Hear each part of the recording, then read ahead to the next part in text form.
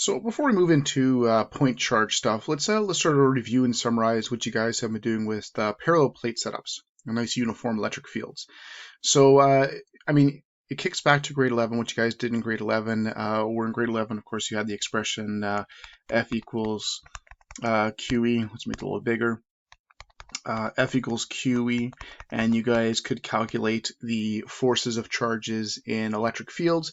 So you guys find forces doing this, and then what you would often do is you'd use F equals ma to find the acceleration of the charges, and then it was often a combination of the other two classic kinematic expressions to find out different things about the charges going across.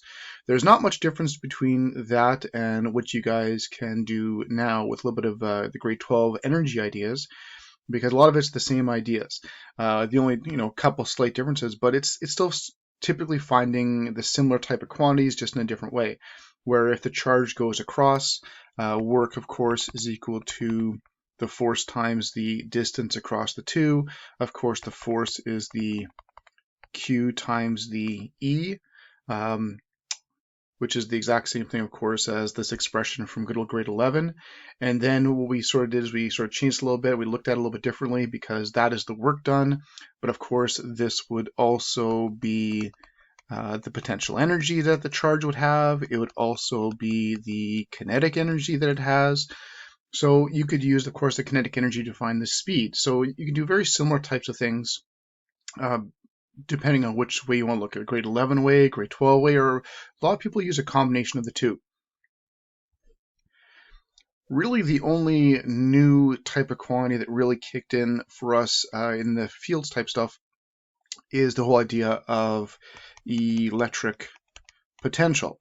So not electric potential energy, which is often found, QED or something like that, but just electric potential, where if there's no Q in between the plates, there's nothing there. There's just the potential for something to happen. And unless you have something in there, there's nothing to take advantage of the potential and use it as potential energy. So the idea was take that QED expression. We had the, you can have potential energy is equal to QED.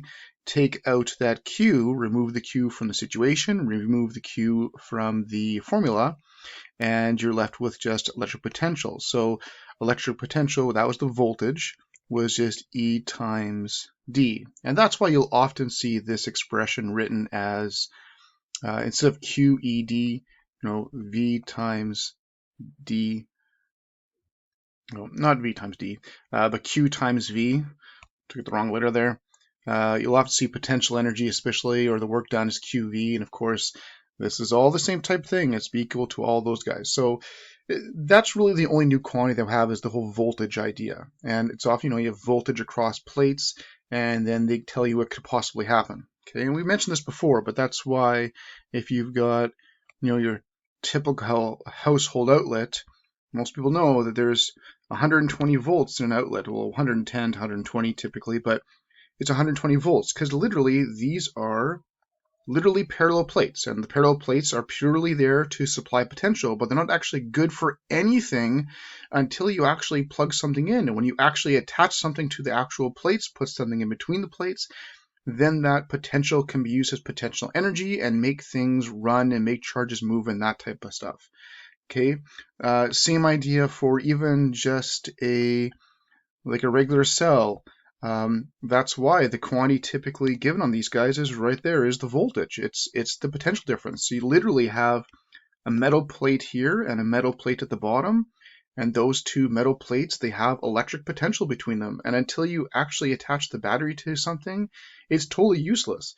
It's not until you actually attach that electric potential to something like a circuit, and then that electric potential can then supply electric potential energy. The charges can move and actually do stuff and cause things to actually happen.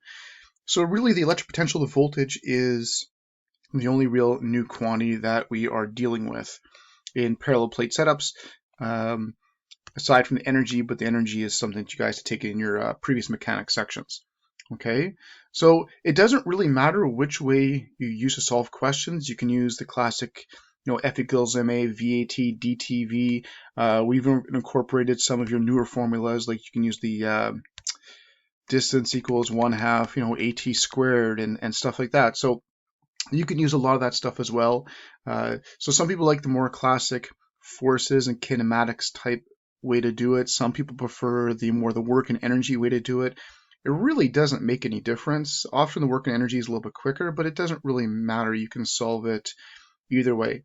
The only kicker that kicks in is if you have the voltage and you need to use the voltage to find the electric field, because without voltage or without the electric field, the old dynamics kinematics way doesn't work too well. But it doesn't really matter. Based on the information you're given, you can do one way, the other way, or a combination of the two. It doesn't make any difference. You'll end up with the exact same result. Okay, so let's sort of look at that a little bit and sort of show. So let's just take something really, really simple. Let's go with, let's say we've got 5,800 volts attached between two plates, and let's say they are separated by, let's go with 3.4 millimeters apart, and I want to know how fast the charge is going on the other side. And we're going to solve this both ways, more the way grade 11-ish type way, as well as more of energy grade 12-ish type way. And we can do it both ways. Now, the thing is, since I have the voltage and I have the distance, I really don't have much of a choice. I need to find that electric field in order to do it the F equals QE type way. So I'm just going to start by finding my electric field.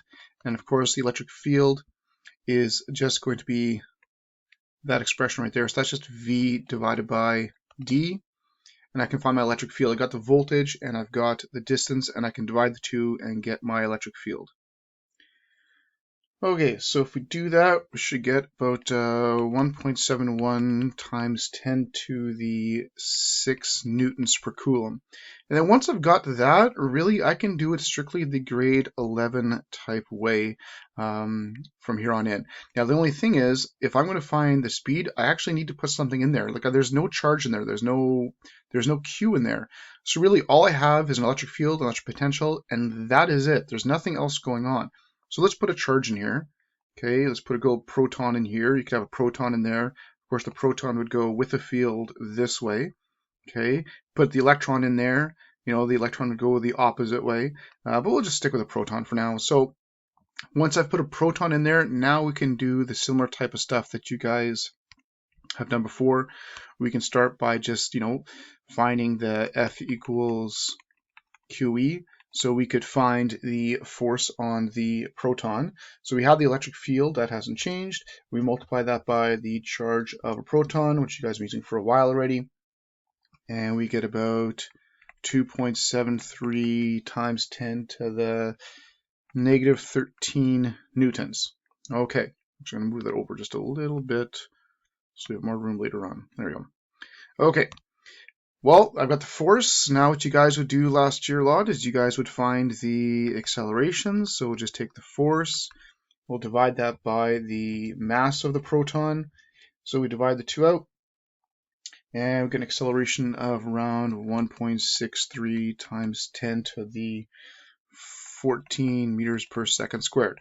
And now you can do it a couple different ways. I mean, you could do the VAT type thing, but you don't have time. You could try to do it that way. There's different things, but now this is where some of the other expressions could kick in.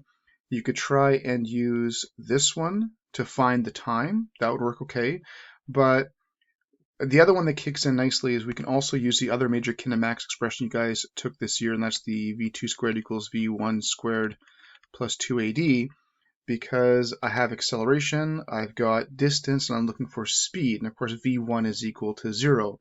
So I can easily just go, V2 squared is going to be equal to 2AD because V1 was equal to 0, and I can use this to solve for my speed on the other side. So I can solve for my speed.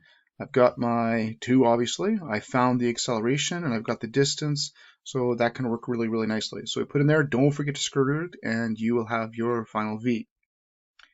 And we should get 1.05 times 10 to the 6 meters per second, so something like that. Okay, so that's doing it the very grade 11-ish way, except with low grade 12 kinematics in there. Some people like to do it this way.